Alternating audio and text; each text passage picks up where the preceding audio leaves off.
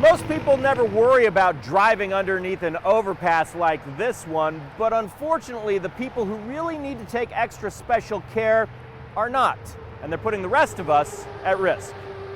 This is what happens when an excavator being hauled down the interstate is not lowered properly. There's no immediate danger of the bridge coming down.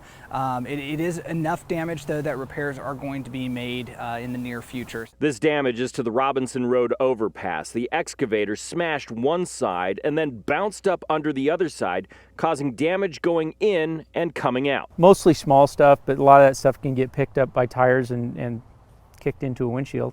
We don't want that.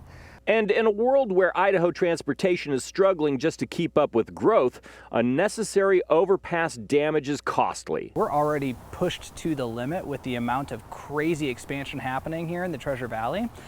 We're having to pull those resources to now address this problem. Road crews say bridges are high enough, so there's no excuse for developers or anyone else to run into them. In excess of 17 feet. You know, your standard load, legal load in Idaho is 14 feet. So that's way up there. Crews say just this year they've responded to 5 incidents of damage to bridges, and all of them, they say, are from construction equipment. ITD says they're reaching out to contractors to educate them and remind them of the rules.